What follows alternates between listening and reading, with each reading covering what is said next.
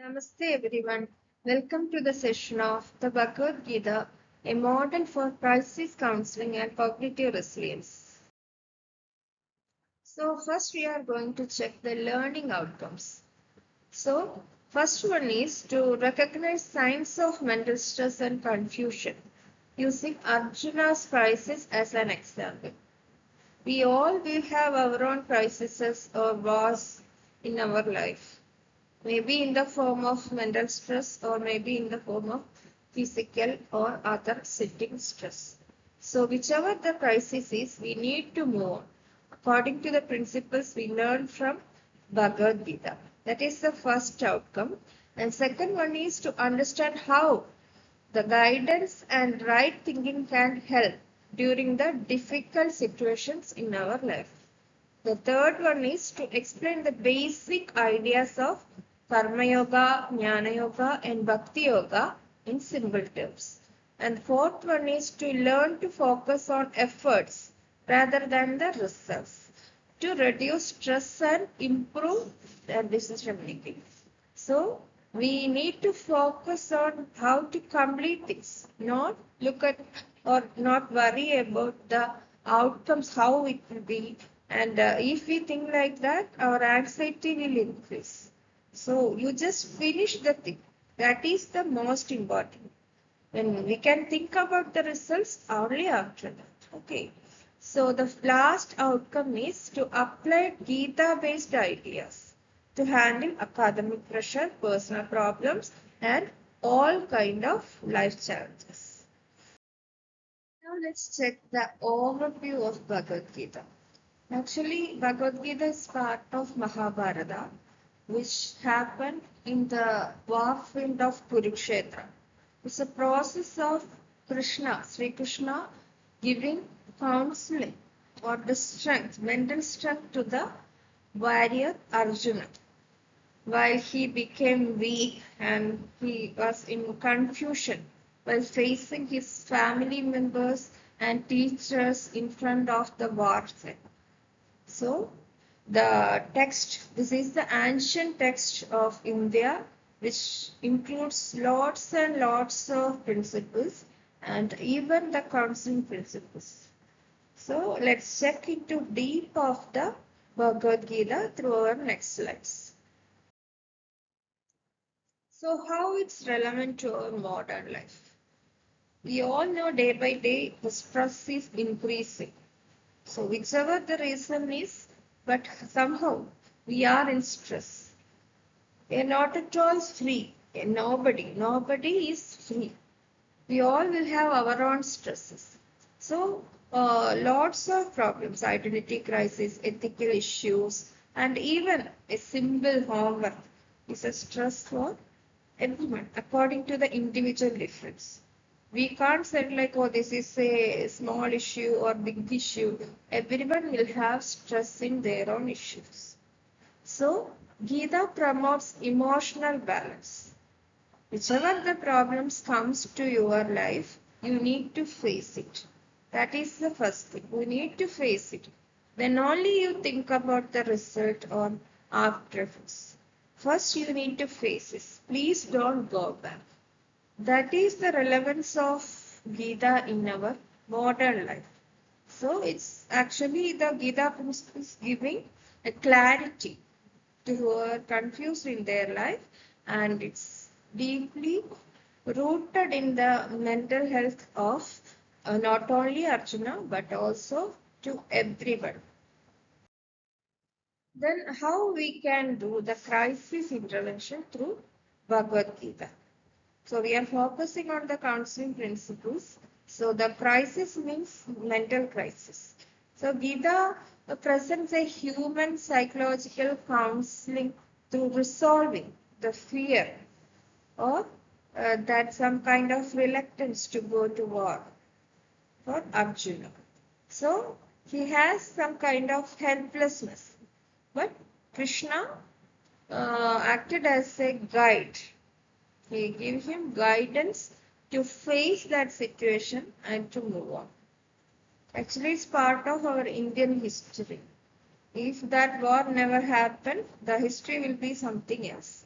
So like that, we need to, crises will be there in our life, but we need to intervene it through clarifying our thoughts and emotions. If we don't have clarification even about our own thoughts, the result will be difficult. So believe in you, believe in your thoughts and face whichever things coming in front of you. So lead a resilient and powerful life. Resilient means we need to adapt with that situation, whichever the situation may be. So we need to intervene. Whichever crisis comes to our life, don't try to escape. Actually, there is not such thing. We need to face it anyway. So everyone will have existential crisis in somewhere, somehow in our life. Many people, many famous people are there. All of them overcome this existential crisis stage. So once we overcame this stage, then it will give us more strength, more mental strength to face similar kind of or different kind of crises in our life. So in that Bhagavad Gita, in Kurukshetra war, Arjuna also faced a very deep-rooted crisis in his mind. He has to fight against his own relatives and teachers. So in that particular situation, he feel broken actually. So, some in our life also, because of some sudden changes, we may feel scared. So, in the right time, if we get the guidance of a right guide, then we can, it is easy to move. If such a guide is not there, but still, if any external source is not available, we need to act ourselves as the guide or counselor, to pull or push ourselves to the situation, whichever it is. So what was actually Arjuna's crisis? So Arjuna was as we all know the history, is the finest warrior in our Indian history. But the situation was like he has to fight against his own family and teachers. So actually this made him extremely sad and confused. If we were in his position, we also may feel like that. And his symptoms were like trembling, tearing, fainting, and Vishada. According to the Indian philosophy, the term Vishada. So it is the deep sadness and confusion stage. Vishada means the deep sadness and confusion stage. So feeling so sad and scared that one cannot decide what to do. And their body, neither their body nor their mind will allow them to move or think forward. That was the Vishada condition of Arjuna.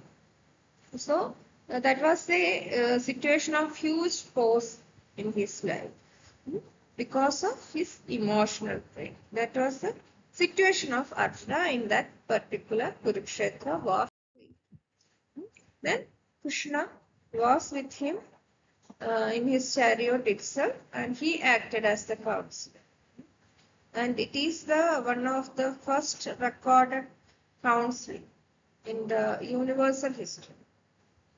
Is the first counselor, the guide for such a particular situation. He acted like an understanding person with calm mind. And he intervened to the problem of Arjuna through step-by-step process. Just like the modern therapist, whichever things they are doing in their psychological counseling and therapy sessions. So Krishna do not only comforted Arjuna, but also helped him to think clearly and wisely. So whichever situation, something like a client coming to you, we need to first listen to them. Then we need to go into deep and deep of their problem. what is they are facing in their life. Then step by step, we need to set a goal, and step by step, we need to reach them. That is the process we can learn from the Sri Krishna, the first ever counselor. So his first step was diagnosis and challenge. So actually the right diagnosis is the key part to process a counseling or therapy session. So Krishna observed Arjuna's condition, his physical signs, and his internal thoughts and confusions. Arjuna thinks, in that situation, Arjuna was thinking like, I lost everything. But Krishna teaches him how to identify your own inner self, true self. We have our own Atma. We need to believe ours. So, we need to believe in our own Atma, our true self, and also we need to avoid avidya. Avidya is ignorance, opposite of vidya. So, we need to avoid avidya and we need to believe in our Atma.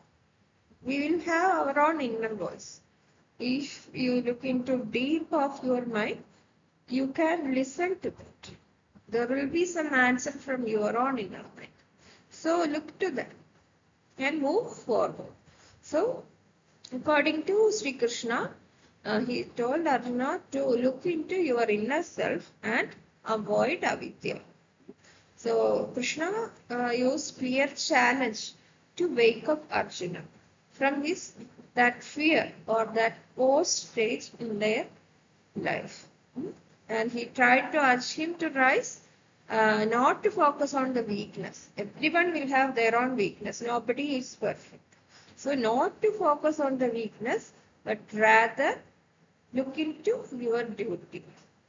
We need to live in our present. We don't need to think like ignorant people.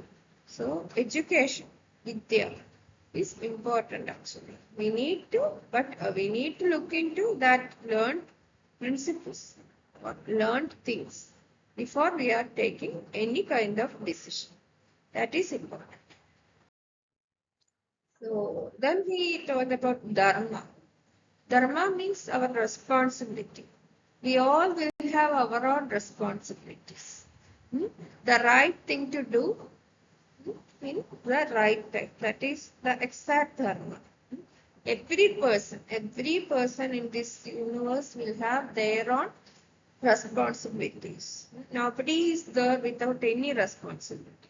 So Arjuna in that particular situation was in confusion, like to fight or not fight.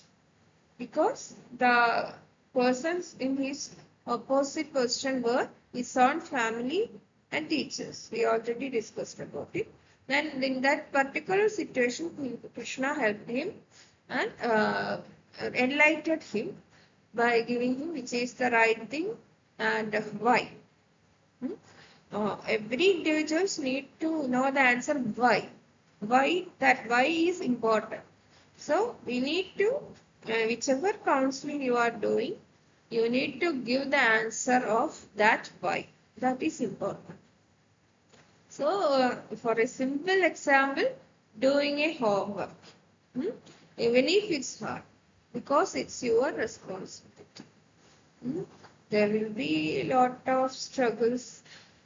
Individual differences are there. For some persons, it will be very easy. But for some persons, it will be really hard. But still, if we don't have another option, we need to complete it somehow. So, our dharma, we need to follow our dharma, the responsibility. Then the second step, the model for resilience. We already discussed resilience means the ability to adapt with a particular situation. So how a person in confusion or emotional imbalances can adapt with a particular situation. So that is the thing Krishna done in his second step of counsel. He taught Arjuna mainly 3 yogas. Karma Yoga, Jnana Yoga, and Bhakti Yoga. These three things are really important. So, what is Karma Yoga? We need to act. Karma means action. We need to act. Somehow we need to act at any way. So, selfless action. Sometimes we may feel like, why I need to do all these things? But still, we don't have an option. We need to act. And also try to act selflessly.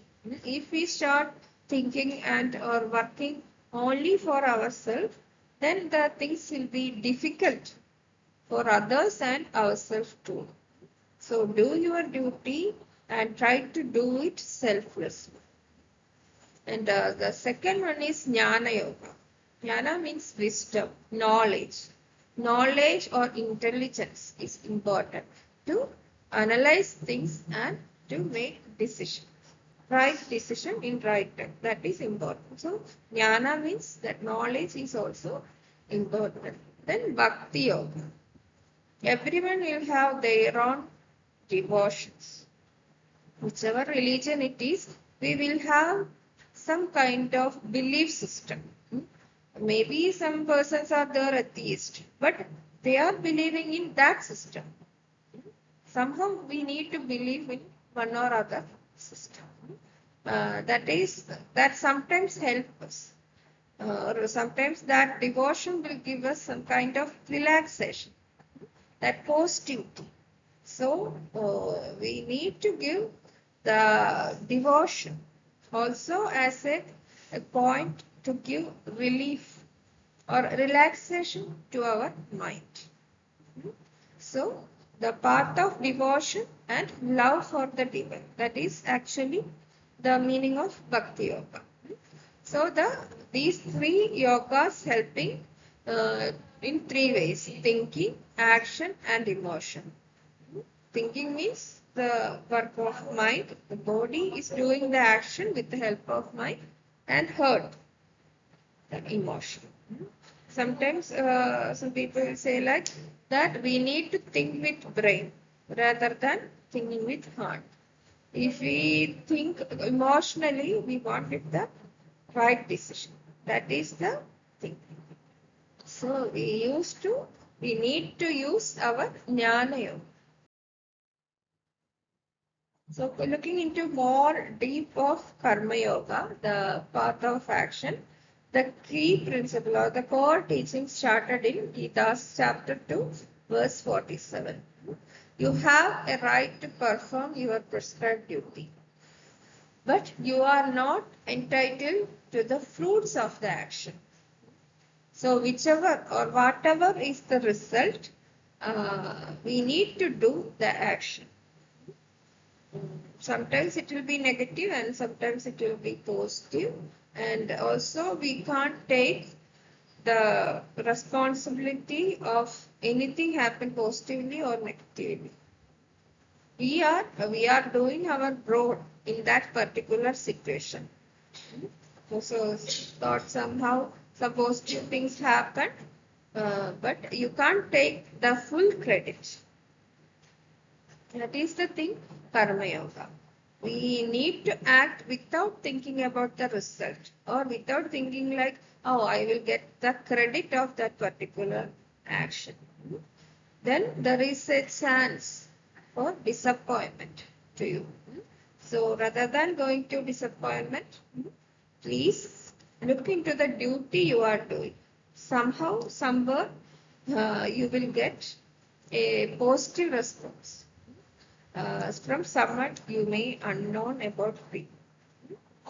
So don't do things only for credits. So purpose is the practice, the Karma Yoga, purifies the heart and mind. If you are acting selflessly, that act will purify your heart and mind. And it will help to dissolve your ego. I am the better or perfect person, that kind of thing will dissolve the real Karma Yoga. And the selfishness and attachment to the desires or earnings or the fruitfulness coming to our life. All those things will create conflict in our inner mind. So avoid all those things and use a even mindedness. All are equal. That equanimity, that thing, keep in your mind and move forward. Then Jnana Yoga. Jnana means the path of knowledge. The key principle is the intellectual understanding. Not only the intellectual understanding, but also the practical or experiential realization of the oneness. According to the Krishna, the God, humans, animals, everyone are in. We need to keep a oneness. Everyone are one. That is the oneness. So we don't need to act for only ourselves, but also we need to act for the world or the persons around us. That is the duty of every person. So we need to identify that oneness and ultimate reality of Brahman. Brahman. That every individual is one. That created by Lord Brahma. So purpose of this Jnana Yoga is like, so self-inquiry and meditation. Through these two things, the practitioner seeks to dispel darkness of ignorance and illusion. Actually, the knowledge, jnana, giving us the enlightenment by removing our ego and selfish thoughts. Jnana yoga giving light to our inner mind. So, if a person don't have these kind of thoughts, through meditation and self realization, through self inquiries, we can improve our Jnana Yoga. If currently we don't have that thing. So if we try or practice the Jnana Yoga, it will gradually will let us know or understand about the true self and the eternal nature of existence. Bhakti Yoga, the path of devotion. So the practices including prayer, chanting, singing hymns, listening to divine stories and offerings, all actions are to the very self to the core. Whichever is our belief system or whatever is our belief system, the purpose of Bhakti Yoga is to relax both our mind, body, all kind of our emotional burden.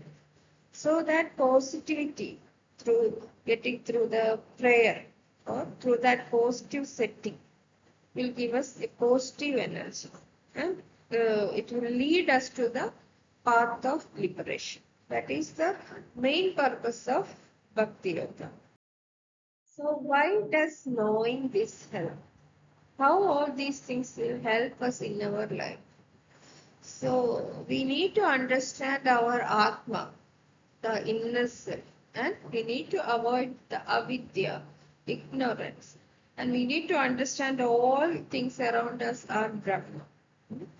So we don't need to get panic because of the temporary issues.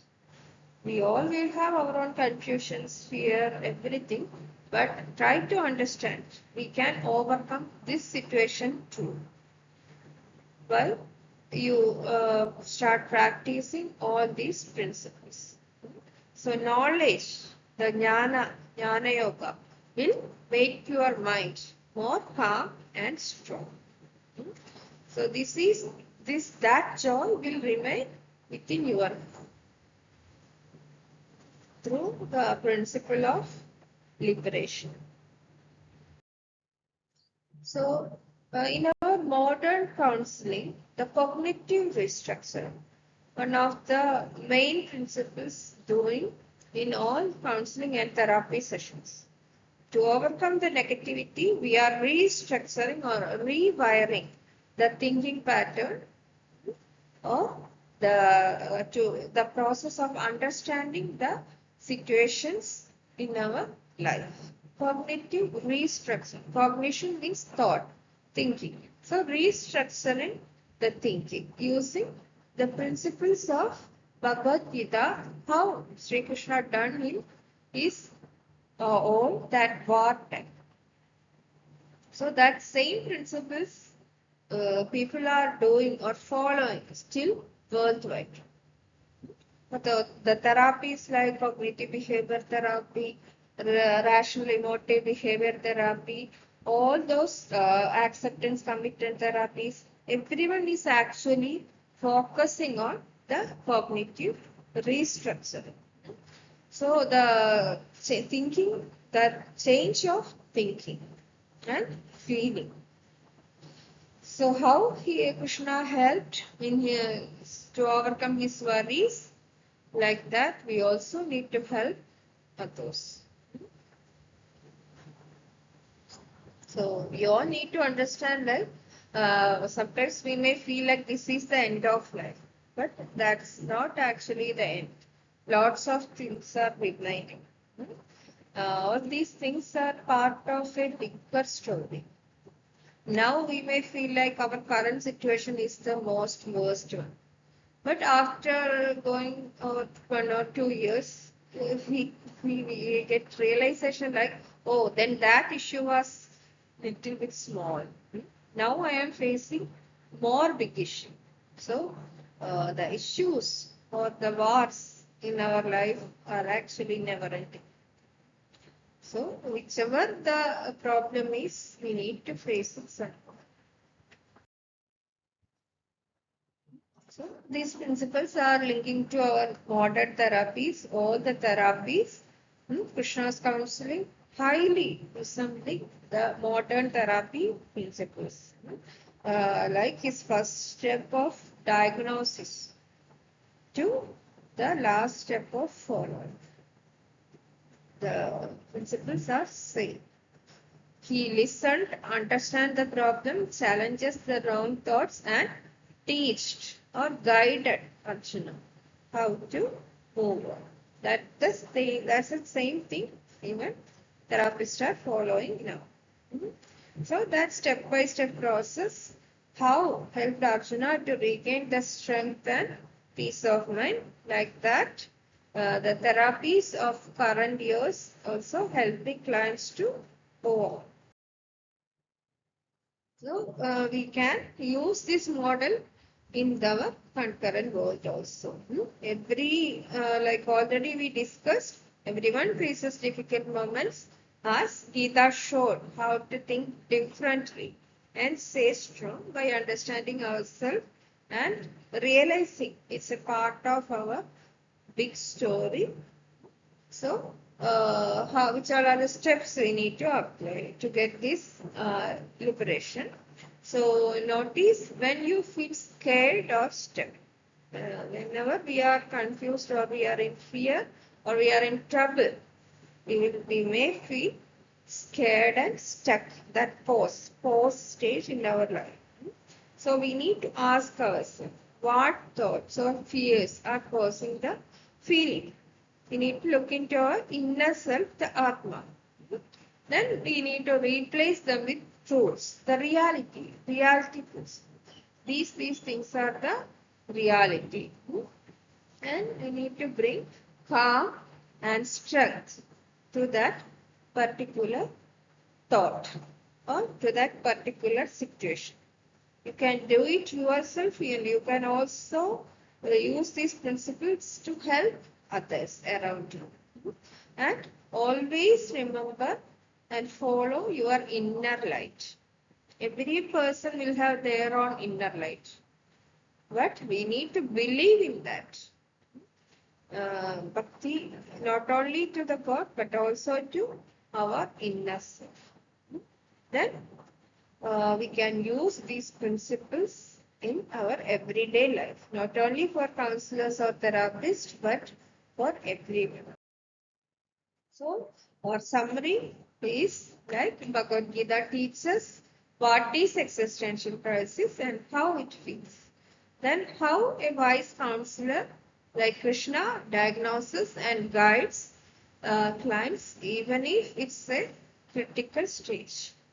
Then we learned about the three yogas, Karma Yoga, Jnana Yoga, and Bhakti Yoga as the tools of resilience or adaptation to the particular situation or problem. Thus, Krishna helps Arjuna move from despair to a purposeful action through cognitive restructuring. Like that, we also need to change our thinking pattern or thinking style by looking into our true self. That is the key point. Okay. Thus, Bhagavad Gita explains the feelings and solutions in simple way and how to manage it. Thus, the great conversation between Arjuna and Sri Krishna guiding all of us through all our difficult situations in our life. So, references and video links are given here. Please go through this for more clarification. Thank you all.